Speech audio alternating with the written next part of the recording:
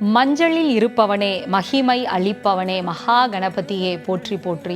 கடவுள் டிவி நேயர்களுக்கு ரேகாமணியின் அன்பு வணக்கம். ஒவ்வொரு நாளும் ஒவ்வொரு திருத்தலத்தில் வீற்றிருக்கக்கூடிய விநாயக பெருமானை தரிசனம் செய்து வருகிறோம். இன்றைய தினம் கும்பகோணத்தில் எழுந்தருளி இருக்கின்ற கரும்பாயிரம் கொண்ட விநாயக பெருமானை தரிசனம் செய்ய இருக்கிறோம். ரொம்ப விசித்திரமான ஒரு கதையாக இந்த வரலாறானது இருக்கிறது. பிரம்மனுடைய புத்திரர்கள் திருமாலை தரிசனம் செய்ய வேண்டி வைகுண்டத்திற்கு வருகின்றனர். வருகின்ற அவர்களை வாயிற் காவலர்கள் அப்படியே நிறுத்தி விடுகின்றனர். ஜெயன் விஜயன் என்கின்ற வாயிற் காவலர்கள் உள்ளே செல்ல விடாமல் தடுத்து விடுகின்றனர். இப்ப திருமகள் உள்ள இருந்து வராங்க. வந்த அவருக்கு இவர்கள் காத்திருப்பதை பார்த்தவுடன் வாயிற் காவலர்கள் மீது கடுமையான கோபம். வானவர்களோ பூலோகத்தவர்களோ யார் வந்தாலும் அவர்களை தடை செய்யாமல் உடனே உள்ளே அனுப்ப வேண்டும் என்று சொல்லி இருக்கிறோம் அல்லவா?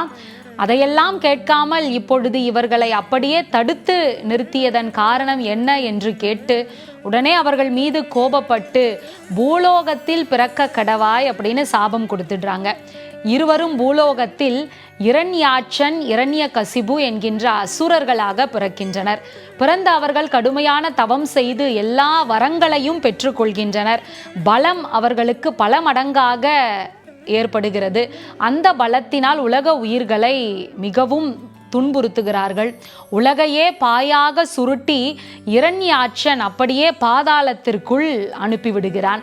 இதனை அறிந்த திருமால் வராக அவதாரம் எடுத்து பாதாளத்திற்குள் சென்று தன்னுடைய ஒற்றை கொம்பினால் அந்த இரண்யாட்சசனை வதம் செய்துவிட்டு மற்றொரு கொம்பினால் அப்படியே இந்த உலகத்தை தூக்கி நிறுத்தி கொண்டு மேலே வந்து விடுகிறார்.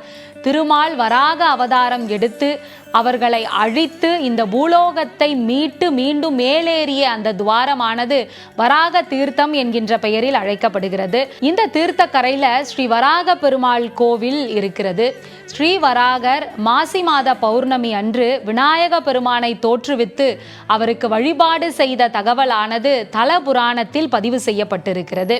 இப்போ இந்த விநாயகருக்கு கரும்பாயிரம் கொண்ட விநாயகர் என்கின்ற பெயர் ஏற்பட்டது. மாசி மாத நிகழ்வானது ரொம்ப விசேஷம் நிறைந்ததாக அந்த திருத்தலத்தில் இருக்கும். உலகெங்கிலும் இருந்து பக்தர்கள் எல்லாம் அந்த திருத்தலத்திற்கு வந்து இறைவனை வழிபடக்கூடிய சூழல் இருக்கும். தேவர்கள் எல்லாம் இப்போ அந்த திருத்தலத்திற்கு வந்து வழிபடுகின்றனர். அந்த சமயம் ஒரு கரும்பு வியாபாரி தன்னுடைய வண்டி முழுவதும் 1000 கரும்பினை ஏற்றிக்கொண்டு அந்த திருத்தலத்திற்கு வருகிறார். நிறைய கூட்டம் இருக்கு. எப்படியாவது இந்த கரும்பெல்லாம் இன்று விற்று தீர்த்து விட வேண்டும் என்று ஒரு ஆசையில வராரு. வந்த அவருக்கு தன்னுடைய ஆசை நிராசையாய் மாறி போனது. கரும்பினை வாங்குவதற்கு யாருமே வரல. உடனே விநாயக பெருமான் பார்க்கிறார். கொஞ்ச நேரம் இவரோட விளையாடலாமே அப்படின்னு ஒரு சிறுவனாக வடிவம் எடுத்து அங்க வராரு. வந்த அவர் அந்த வியாபாரியை பார்த்து நலமாக இருக்கிறீர்களா அப்படின்னு கேட்கிறாரு. இப்போ அந்த வியாபாரிக்கு ஒரே குழப்பம். இந்த பையன் யாருன்னே தெரியல, நம்மளை பார்த்து நல்லா இருக்கானான்னு வேற கேட்குறான். உடனே பதில் எதுவும் சொல்லாமல் ரொம்ப கோபத்தில் அப்படியே முகத்தை திருப்பி கொள்கிறார். அவருக்கு என்ன வருத்தம்? ஒரு கரும்பு கூட விற்கவில்லை. அவ்வளோ கோபத்தில் வருத்தத்தில் அவர் இருக்கும் பொழுது அந்த சிறுவனுக்கு முக்கியத்துவம் கொடுத்து பேசுவாரா என்ன? உடனே அந்த சிறுவன் மேலும் அந்த வியாபாரியை சீண்டி பார்க்கிறான். என்ன பெரியவரே, நான் கேட்டுக்கிட்டே இருக்கேன், நீங்கள் பதிலே சொல்ல மாட்டீங்க, நல்லா இருக்கீங்களான்னு தானே கேட்டேன் அப்படின்னு திரும்ப சொல்ல உடனே அவருக்கு கோபம் பீரிட்டு கொண்டு வந்தது. உடனே இங்கிருந்து சென்று விடுகிறாயா, இல்லை உன்னை அடித்து விடட்டுமா அப்படின்னு அந்த வியாபாரி கேட்க, ஏன் இவ்வளோ கோபம்? எனக்கு ஒரே ஒரு கரும்பு கொடுத்தீங்கன்னா அந்த கரும்பை சாப்பிட்டுட்டு நான் போயிடுவேன். எனக்கு ரொம்ப பிடிக்கும் கரும்பு, வாயெல்லாம் எச்சில் ஊறுது, ஆனால் கையில் பணம் இல்லையே, நான் என்ன பண்ணுவேன், நான் சிறுவனாச்சே அப்படின்னு சொல்கிறான். உடனே அந்த வியாபாரிக்கு இன்னும் கோபம் உச்சத்திற்கு ஏறுகிறது. நிறைய கரும்பு வியாபாரம் ஆயிருந்தாலாவது சரி, சிறுவன் தானே கேட்குறான், ஒன்று தானே கொடுத்துடலாம் அப்படின்னு கொடுப்பதற்கு மனசு வரும். ஆனால் ஒரு கரும்பும் வியாபாரம் ஆகலை. ரொம்ப கஷ்டத்தில் இருக்கார் அவர். இவன் இப்படி கேட்ட உடனே, சும்மாலாம் கரும்பு கொடுக்க முடியாதுப்பா, சும்மா கொடுத்துட்டு போகிறதுக்கு நான் என்ன சும்மா ஓசியில் கடன் எடுத்துக்கிட்டு இருக்கேனா, அதெல்லாம் தர முடியாது, நீ பணம் கொண்டு வா, கொண்டு வந்தினா நான் தரேன், இல்லைனா உனக்கு கிடையாது அப்படின்னு சொல்லிடுறாரு. உடனே அந்த சிறுவனுக்கு அங்கேருந்து போகிறதுக்கு மனசு வரலை. என்ன செய்கிறார்? விநாயக பெருமான் தானே அங்கே சிறுவனாக வந்திருக்கிறார். அந்த 1000 கரும்பிலிருந்து அப்படியே சாற்றினை எடுத்துக்கொள்கிறார். எடுத்துக்கிட்டு அந்த இடத்துல இருந்து போயிடுறாரு. இப்போ அந்த வியாபாரிக்கு கொஞ்சம் கொஞ்சமாக வியாபாரம் ஆகிறது. வரவர்கள் எல்லாம் அந்த கரும்பை வாங்கி கொண்டு சென்று விடுகின்றனர். சென்று அவர்கள் அந்த கரும்பை சாப்பிட்டு பார்த்தா அதில் வெறும் சக்கை தான் இருக்கு. அதில் இருக்கக்கூடிய அந்த சாரத்தை எல்லாம் விநாயக பெருமான் உறிஞ்சு விட்டார். அதனால வெறும் சக்கை.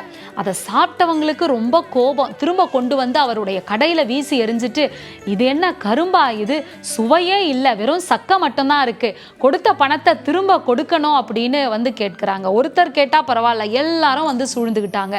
இப்போ இவருக்கு ரொம்ப வருத்தம். 1000 கரும்பு நல்லா வியாபாரம் ஆயிட்டு இருக்கே அப்படிங்கிற ஒரு சந்தோஷத்துல இருந்தேன்.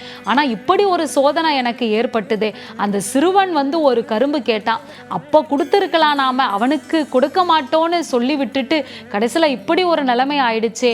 இது அந்த சிறுவனுக்கு நாம கொடுக்காம விட்டதால ஏற்பட்ட பாவம் தான் அப்படின்னு நினைச்சு உடனே ஓடி வந்து அங்கு வீற்றிருக்கக்கூடிய விநாயக பெருமானிடம் விழுந்து கேட்கிறார். பக்தர்களை சோதித்து பார்ப்பார் விநாயக பெருமான். ஆனால் அவர்கள் வருத்தப்படுகின்ற பொழுது பார்த்து கொண்டு சும்மா இருப்பாரா என்ன? உடனே அந்த கவலையை தீர்த்து வைப்பதற்காக அங்கு தோன்றிவிட்டார். அந்த கரும்பிலிருந்து உறிஞ்ச சாரத்தை எல்லாம் திரும்ப கொடுத்து விட அந்த கரும்பானது முன்பை விட பல மடங்கு இனித்தது. அந்த வியாபாரிக்கும் மிகவும் மகிழ்ச்சியாக இருந்தது. கரும்பு எப்படி இனிக்கிறதோ அதை போல இந்த திருத்தலத்தில் இருக்கக்கூடிய கரும்பாயிரம் கொண்ட விநாயகரை நாம் வணங்குகின்ற பொழுது நம்முடைய வாழ்க்கையும் இனிமை அடையும். இந்த வரலாற்றை நினைவுபடுத்துகின்ற விதமாக ஒவ்வொரு வருடமும் மாசி மாத சதுர்த்தி தினத்தன்று இந்த விநாயகருக்கு கரும்பு சாற்றினால் அபிஷேகம் செய்யப்படுகிறது. இவரிடம் வேண்டுதலை வைக்கின்ற பக்தர்கள் அது நிறைவேற வேண்டி நேர்த்தி கடனாக கரும்பு சாற்றினை கொண்டு அபிஷேகம் செய்யக்கூடிய நிகழ்வும் இருக்கிறது. இவரை நாம் வணங்குகின்ற பொழுது நம்முடைய வாழ்க்கையில் இனிமை அதிகரிக்கும். மீண்டும் நாளை வேறொரு திருத்தலத்தில் வீற்றிருக்கக்கூடிய விநாயக பெருமானை தரிசிக்க இருக்கிறோம். அதுவரைக்கும் உங்களிடமிருந்து விடைபெறுவது ரேகாமணி. நன்றி, வணக்கம்.